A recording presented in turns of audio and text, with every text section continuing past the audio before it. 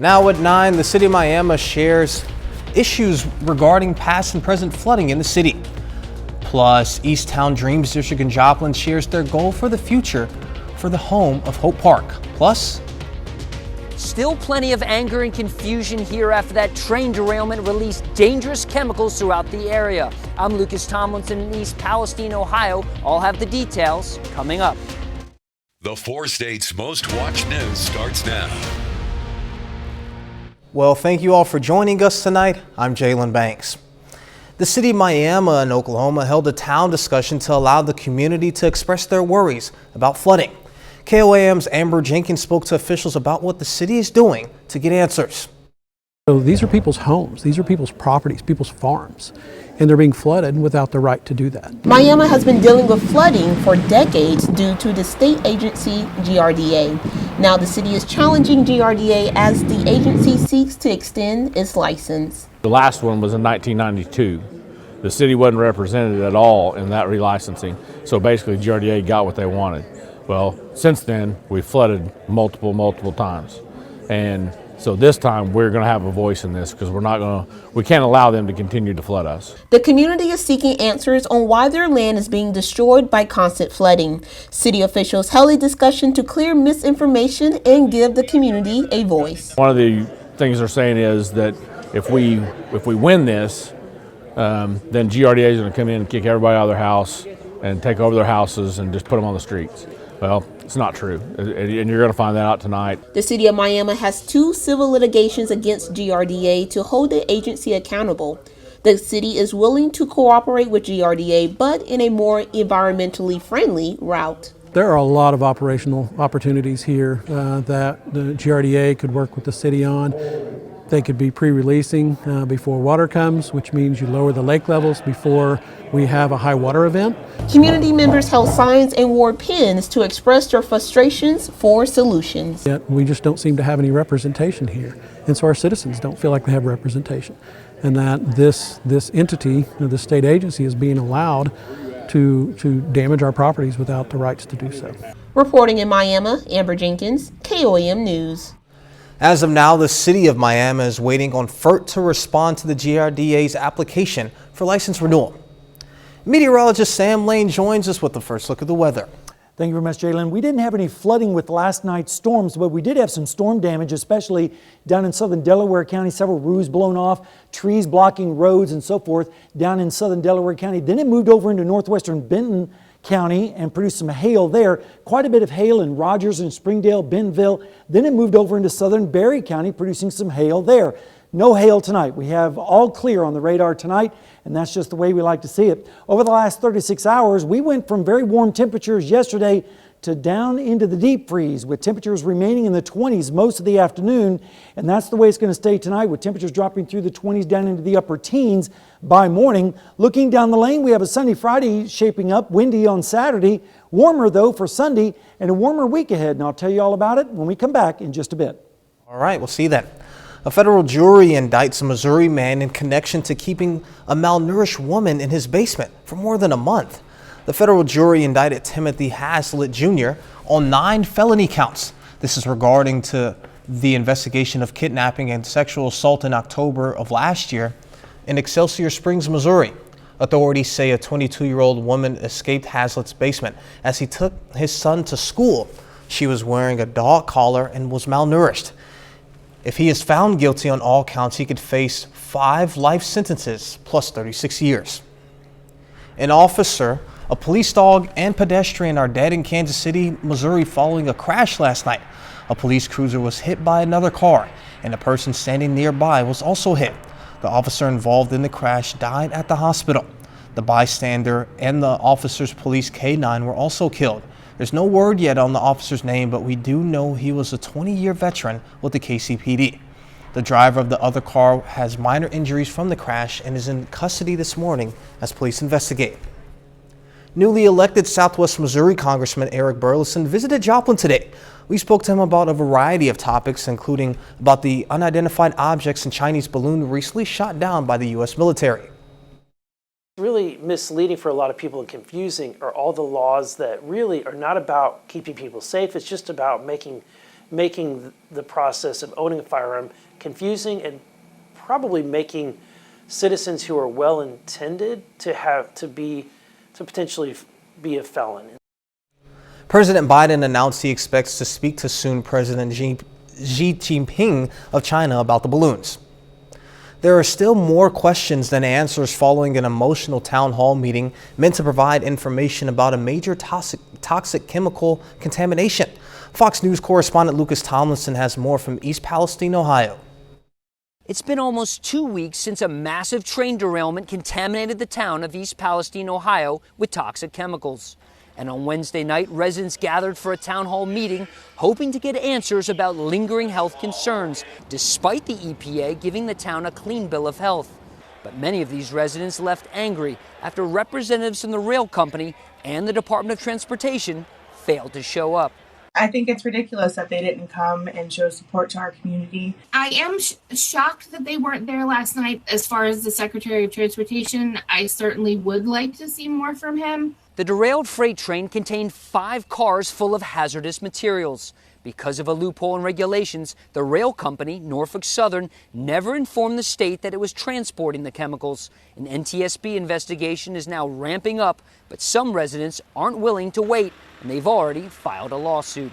Our complaint alleges the negligence of the railroad company, and we're like everyone else.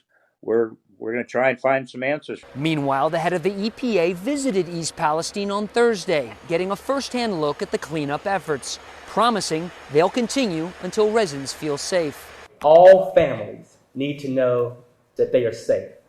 All families deserve access to clean air and safe drinking water. Norfolk Southern says it has set up a $1 million fund to help this community, but local residents say it's not nearly enough. In East Palestine, Ohio, Lucas Tomlinson, Fox News. Coming up, we take a look at President Biden's health moving forward. President Biden has taken his annual physical. I'm Caroline Shidley in Washington. I'll have details coming up. President Biden underwent his annual physical at Walter Reed today. At 80, he's the oldest to ever hold office. And with the race for 2024 starting to heat up, many are still waiting to hear if he'll announce if he's running for re-election. Fox News correspondent Caroline Shidley reports from Washington. President Biden emerged from his annual physical on Thursday with the White House calling the exam straightforward. This comes as Republican presidential candidate Nikki Haley is blasting Mr. Biden for his age, saying candidates over 75 should face mandatory competency tests. You have to start doing this for elected officials. When people send someone to Washington, they need to know they're at the top of their game. That's why I think those competency tests are important. The president has not yet announced if he'll run for re-election, but he would be 86 years old at the end of a second term. It's an issue the GOP continues to hammer him on, from the campaign trail to the GOP response after his State of the Union address. At 40, I'm the youngest governor in the country, and at 80, he's the oldest president in American history. The White House says the criticism isn't anything new. You know, we've heard these types of attacks or remarks before, and, you know, if you go back to 2020, they said that the president couldn't do it in 2020 and attacked him there, and he beat them. A recent AP poll asked Americans if they'd like President Biden to run again. 78% said no. In Washington, Caroline Shively, Fox News. A new study shows just how strong natural immunity against COVID-19 is for people who have already had the infection. Researchers from the Institute of Health Metrics and Evaluation COVID-19 forecasting team looked at 65 studies from 19 countries. The Lancet study authors determined people are protected against the symptomatic illness for at least 10 months after a COVID infection. They also say it's enough to where most people probably only need one booster per year. A new study finds that COVID-19 vaccination could help protect against diabetes, or that getting COVID-19 could increase the risk of getting diabetes. Researchers found that those who were vaccinated had almost no increased risk of diabetes in 3 months after having COVID-19. However, the data showed that those who were unvaccinated and got COVID-19 had nearly 80% higher odds of getting diagnosed with diabetes. Sam is next with a complete look at the forecast. And later, Missouri Southern and Pitt State basketball teams play at home for the MIAA conference. Jacob Leonard will have those highlights and more later.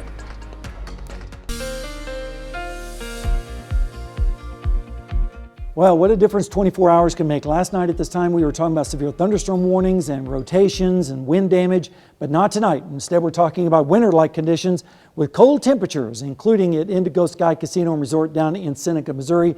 Pretty nice night, but it is on the chilly side, but it is February.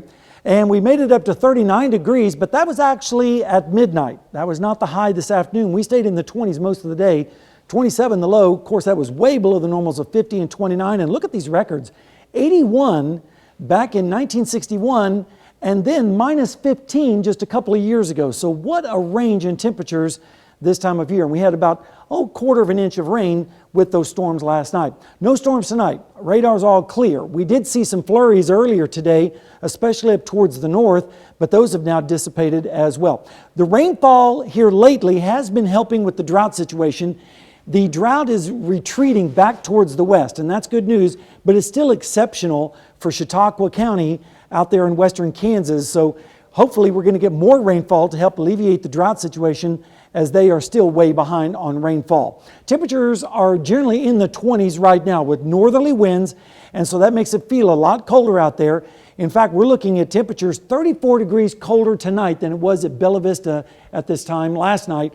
Only 5 degrees colder tonight than it was last night in Iola, but it was pretty chilly across the entire area today. In fact, when you factor in the wind, it feels like it's in the teens.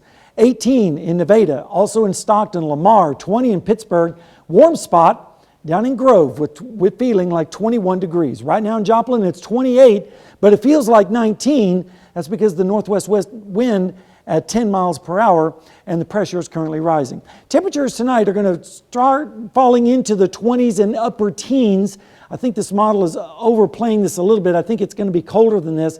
Generally upper teens, lower 20s with northerly winds. Then as we go through the day tomorrow, we're going to struggle out of the 30s into the 40s across the area, mid 40s out to the west, so it'll feel warmer out there. Then as we go through the overnight hours into Saturday morning, clouds are going to be increasing, our winds are going to turn around to the south, and so we're going to see temperatures right around freezing across the area. Then Saturday afternoon, we're going to see temperatures in the 40s and 50s with strong south winds, so be aware of the fire danger. And then some showers will develop and move across our area late Saturday night into Sunday morning. And then on Sunday morning, we're going to see lows generally in the 30s. Here's the cold air. It's going to be over us for another 24 hours. Then it's going to retreat back towards the north as mild conditions come in from the south. Then we're going to be watching a storm system coming in from the west. That will start to move into our area as we go into Tuesday and Wednesday, and then finally out of here for the last part of the week.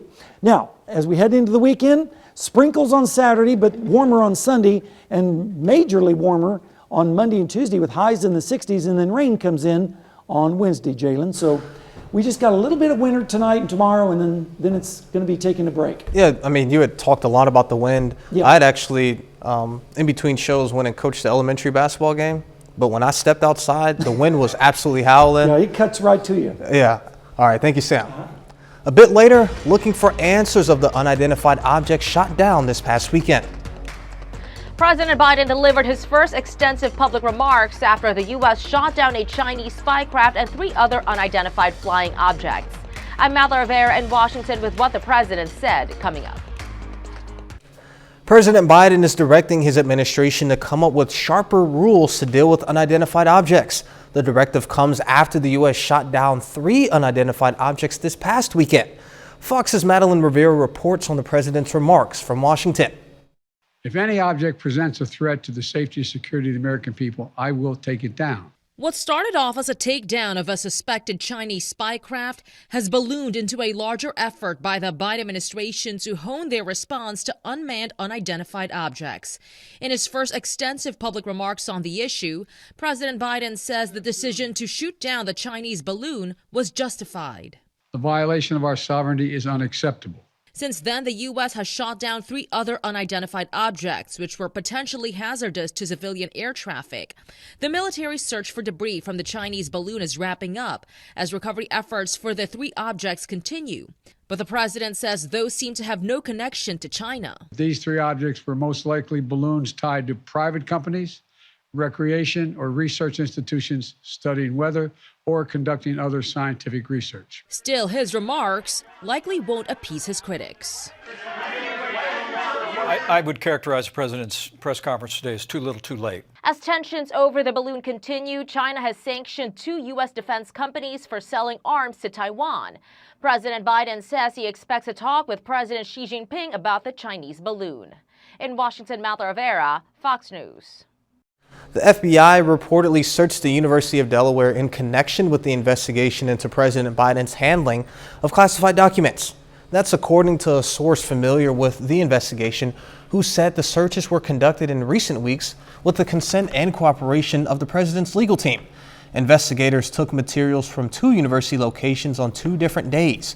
According to the source, the materials did not appear to have classified markings, but are now being reviewed by the FBI. Up next, it's National Almond Day. We'll learn more about the healthy and tasty tree nut. This next story is nuts because Thursday is National Almond Day. It is observed every year on February 16th. Almonds are tree nuts native to the Middle East and thrive in warm, dry areas with mild winters. Almonds are considered a very heart-healthy food. They are known to lower blood sugar levels, blood pressure, and cholesterol levels. Not only are almonds good for you, but they're delicious and very versatile. Almonds are used to make pasta, flour, butter, oil, and of course, almond milk. Celebrate National Almond Day by having some for yourself. 30 more minutes of news, weather, and sports coming your way. Coming up, how McDonald County 8th graders are prepping for their next chapter, high school, and the recovery effort on the border of Turkey and Syria is ramping up as millions of people are displaced or without shelter. In London, I'm Alex Hogan. I'll have more on this story coming up.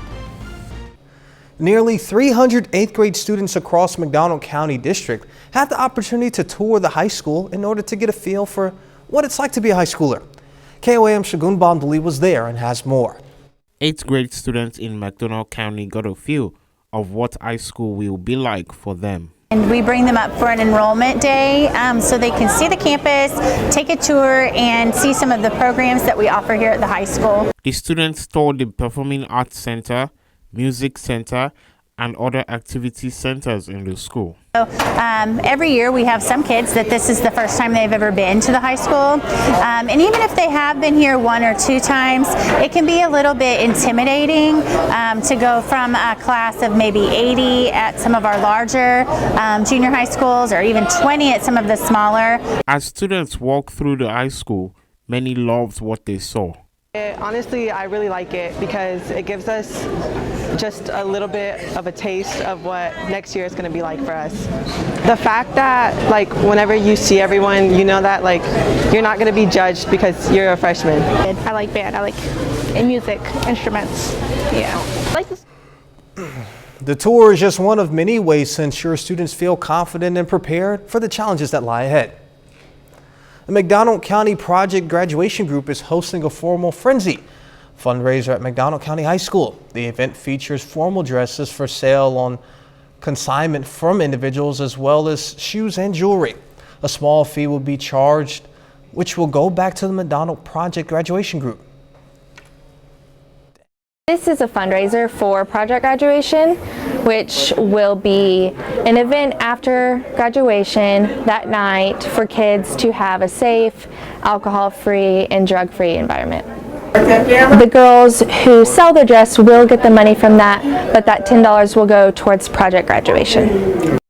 The group has been raising funds throughout the school year to prepare for the post-graduation event. Kansas City University Joplin today gave a media tour of the new College of Dental Medicine. The school will offer a 4-year program that will be up and running for students by the fall. Officials say the students will provide 40,000 to 50,000 patients visits annually during their schooling. Those patient visits will feature some of the state-of-the-art technology. A park for playing, a park for dreaming. That's the motto for the Easttown Dreams District's future home for the Hope Park in Joplin. It'll be 2 blocks north of Joe Becker Stadium of historic Route 66. Officials hope the park will inspire, encourage, and remind kids that hope leads to dreaming, dreaming leads to goal setting leads to actions, and actions lead to self-actualization and productivity. By its very name, Hope in a Park, it allows kids to have different dreams and to have a place where they can play, where they can talk to each other, socialize, and have a recreation area, but also bring the community together. The park will have an interactive wall of dreams alongside the north area to showcase kids' dreams to recognize their partner's generosity. The district is looking for help for fundraising efforts to finish construction. You can learn more about the Easttown Dreams District at KOAMnewsnow.com. The death toll near the Turkey-Syria border is expected to rise following last week's deadly earthquakes. Efforts are underway to transport aid to the millions of people who have been displaced. Fox News correspondent Alex Hogan has more. Dozens of aid trucks deployed to the Turkey-Syria border region this week following the two deadly earthquakes in part of northwestern Syria, though the pace of deliveries has been slow. UN officials say that they're working with the country's government to open additional crossings. But in rebel-held areas, an al-Qaeda-linked group has been refusing to allow aid convoys to enter. There are security considerations that needs to be taken so far, and we're working with all parties, hopefully to make sure that we also reach people through the cross lines. The UN warns that millions of Syrians could become homeless if not given access to critical aid and shelter. In addition to housing, the quakes caused extensive damage to fuel and water systems, raising concerns that the country could face a health crisis in the coming months. They are still living on a very basic conditions in a very, very cold school rooms, for example, which I visited. So the shelter is really number one priority right now. On Thursday, NATO's chief called the quakes that struck Turkey the alliance's worst natural disaster. Efforts are underway to set up temporary housing for thousands of displaced people in that country. NATO will also use our strategic airlift capabilities to transport tens of thousands of tents to Turkey in the coming days and weeks. Nearly 8,000 rescue and aid workers remain in Turkey to help with recovery efforts. In London, Alex Hogan, Fox News. Coming up, the Ukraine-Russia war rages on. Democrats and Republicans coming together as the war in Ukraine nears the one-year mark. I'm Trey Yingst in Dnipro, Ukraine. I've got the details coming up.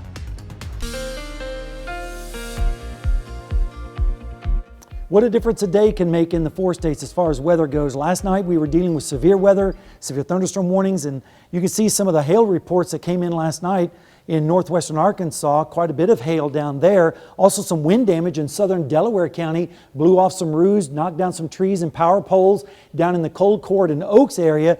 And also this storm continued to the north and east, clipping southeastern Berry County with some hail as well. But no hail tonight. Instead, we're going to see cold conditions, including Seneca, Missouri at the Indigo Sky Casino and Resort. Pretty nice night, but it is on the chilly side. This afternoon, we stayed in the 20s, but our high was back at midnight at 39 degrees. Of course, that was all the way below the normals of 50 and 29. Look at the records, though. It can be as warm as 81 degrees on this date, but is also as cold as minus 15. So it can be quite varied this time of year. Right now on radar, it's all clear. We did see some snow flurries earlier up towards the north, but those have now gone away, and now we're just left with the cold air. Temperatures in the 20s for the most part with northerly winds, and when you factor in that wind, it feels a little bit colder out there. In fact, we're looking at temperatures about 35 degrees colder tonight in Bella Vista than it was 24 hours ago, about 5 degrees colder tonight in Iola than it was 24 hours ago. And when you factor in the wind, it feels like it's in the teens and lower 20s. 15 is what it feels like in Bentonville right now, 20 in Yates Center, 20 in Parsons, and 19 in Pittsburgh. Right now in Joplin, it's 28 degrees, but it feels like 19. That's because that wind out of the northwest at 10 miles an hour, making it put a little bit of a bite to the temperatures. Right now we're looking at lows in the upper teens to lower 20s tonight with northerly winds. Then as we go through the day tomorrow, we're going to see temperatures rising into the lower 40s, mid 40s out to the west with light southwesterly winds. Pretty nice day. And then as we go into Friday night and Saturday morning, clouds are going to be increasing, and so we'll see lows in the 30s, lower 30s, and then Saturday afternoon, the winds are really going to be cranking out of the south, and we'll see temperatures in the upper 40s to lower 50s. And then Saturday evening, some sprinkles and some light showers moving across the area. And then by Sunday morning, we'll see lows generally in the 30s on those strong south winds yet again. Cold air is going to take a little bit of a reprieve up towards the north as mild air starts to build back in from the south. Then we have a storm system moving in from the west. That will start to impact our weather as we move into Tuesday night and into Wednesday. That's when the next chance of rain starts to increase across our area. Here's a look at the next 7 days. Tomorrow, cool, 44, mostly sunny skies. And then Saturday, clouds with some sprinkles, 51. But it gets warmer on Monday and Tuesday with highs in the lower 60s. And then Wednesday, a pretty good chance of rain. And then if we extend it out, another system late next week and early next weekend. So at least we're headed in the right direction as far as temperatures go. Sure, but it's typical four-state weather, the That ups is and correct. downs, the highs and lows, just the roller coaster You just weather never know. that we Yep. get up here. All right, thank you, Sam. New research shows watching nature documentaries can motivate people to help the environment. A study in Annals of Botany found after watching the BBC documentary Green Planet, Google searches for the plants featured in the show dramatically increased. That increased awareness can lead to more participation in conservation efforts. Coming up in sports, the Missouri Southern women aim to knock off the first-place Nebraska Kearney Lopers. Plus, the Pittsburgh State Gorillas hit the floor for a conference doubleheader against Fort Hays State. Jacob Leonard joins us with those highlights and more next.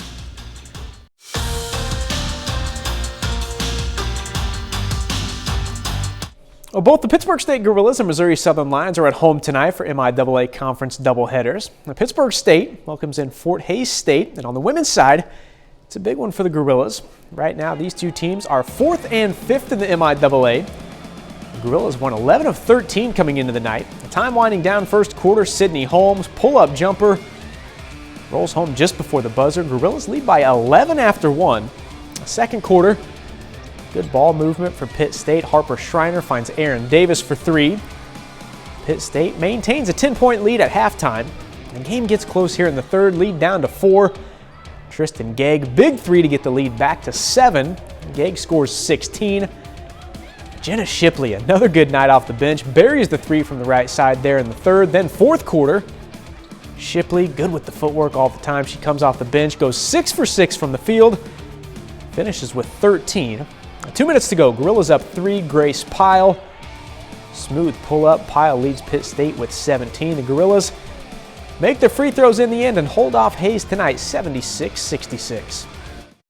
That's what we really have worked on all year, is in big games like this. I think we're a mature team, so I think that helps a lot, especially I've gone through the tough games, very tough schedule this year, so we're used to it. And we knew this game was going to be rough, so when people stepped up, I mean, Jenna, she went 6 for 6 tonight. That is huge for us, and just everybody came, knocked down big shots when they needed to. We've been great offensively, and I think now we're starting to turn it up on defense. Like, we're communicating way better. We're all on the same track, and then that leads to our offensive game opening up even more. So I think when we play well on defense, that just makes everyone more connected, and just we all play better together.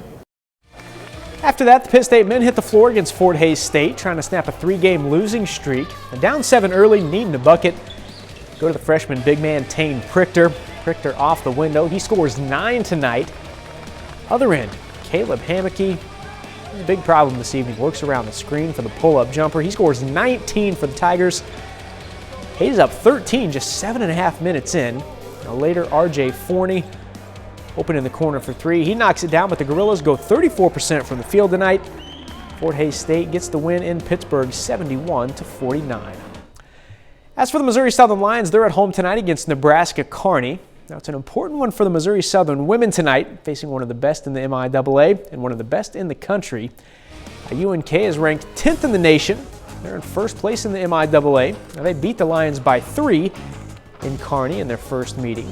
Lions down in the first, looking for a spark. Haley Grant, offensive board, puts it back for 2. Now, into the second, Lions down 19-7. Chrislyn Jones, 2 in the foul. Lions get within 3 at halftime.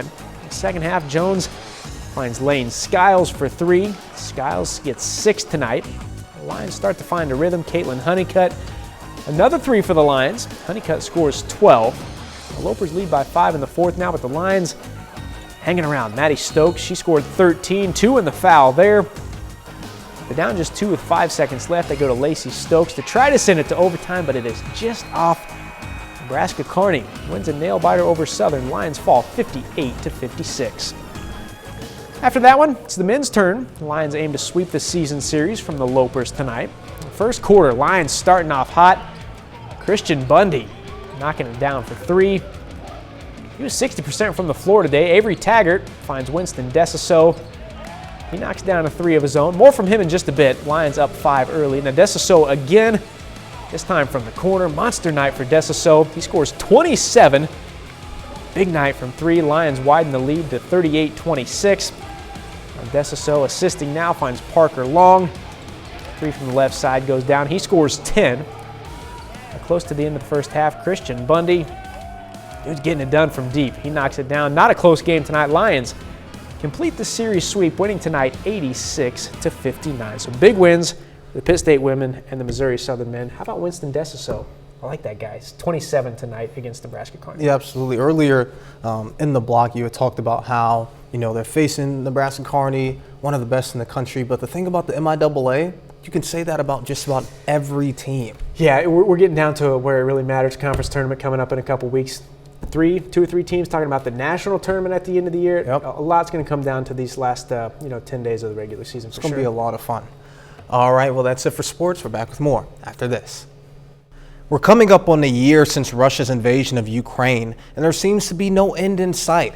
Now, lawmakers in the U.S. are trying to help the war-torn country by going after Russia's Wagner Group.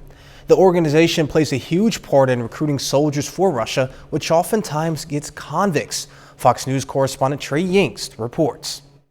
Something needs to be done to recognize not only the resilience and resolve of the Ukrainian people, but also the world's obligation to take action against the terrorist organizations. U.S. lawmakers on both sides of the aisle taking legislative steps to designate Russia's Wagner Group as a foreign terrorist organization Thursday. The U.S. estimates Wagner has as many as 50,000 fighters in Ukraine, with a majority of those soldiers being Russian convicts. There is no question that the Wagner Group has murdered journalists, kidnapped children, raped women, engaged in savage, barbarous conduct that gives new meaning to the word terrorist. So what does this distinction do? Well, it provides additional tools so more sanctions can be imposed against the group and its leader, Yevgeny Prigozhin. It also holds anyone associated with the organization accountable. When it comes to this war, we're not forgiving and forgetting. Meanwhile, here in Ukraine, Russian forces are increasing their assault in the east, with Ukrainian troops trying to keep control of the city of Bakhmut. In Pokrovsk, several people wounded after Russians strike a 5-story apartment block, leaving dozens of people without homes. The growing humanitarian crisis prompting UN officials to take more action. We're asking today for $3.9 billion for this year's humanitarian response plan in Ukraine. Nearly 18 million people in this war-torn country are in need of assistance following the invasion. In Dnipro, Trey Yingst, Fox News. Germany recorded 1 million arrivals of people from Ukraine in 2022, according to the country's Federal Statistical Office. Just over 2/3 of these arrivals were between March and May of 2022, the first 3 months after Russia invaded Ukraine. Accounting for 139,000 departures from Germany to Ukraine, net immigration from Ukraine to Germany last year was 962,000 people, the Statistical Office said. Coming up, we'll take a look at the celebrity that is next in line to play Harley Quinn in a new Joker sequel musical. Demi Lovato announces new music. Bob Odenkirk is back for a new AMC series and more. Fox's Ashley Dvorkin has all the latest from the Hollywood Nation. McCarthy goes under the sea, Mother Monster shares, and Lovato teases in the Hollywood Nation. Demi Lovato will be part of a popular horror franchise. The singer and actress revealed on her socials she's releasing a new song for Scream 6 called Still Alive. It will be released March 3rd, 1 week before the slasher sequel arrives in theaters. Also sharing on social media, Lady Gaga and director Todd Phillips revealed a new image from the upcoming musical sequel, Joker: Folie à Deux. The photo features the Oscar-winning singer and Joaquin Phoenix in character staring at each other. Gaga is expected to play Harley Quinn alongside Phoenix as the clown prince of crime. Out of the sea. More sneak peeks are included in today's first looks. Disney released a new trailer for its live-action remake of The Little Mermaid, which gives a quick glimpse of Melissa McCarthy as the villain Ursula. The film arrives in theaters May 26th. You're here! And Bob Odenkirk is coming back to AMC as Lucky Hank. The network released the official trailer to the Emmy nominee's next show, which is described as a midlife crisis tale. Odenkirk plays an unlikely chairman of the English department in a poorly funded university in Pennsylvania. It premieres March 19th. Back off, Lucy! Come on, you want a piece of this? In Hollywood, Ashley Dvorkin, Fox News. Well, that's our time for tonight, and thank you all so much for joining us. But before you go, we'll leave you with a video of tiger cubs at the Adelaide Zoo in Australia. Be safe, and we'll do this all again tomorrow. See you then.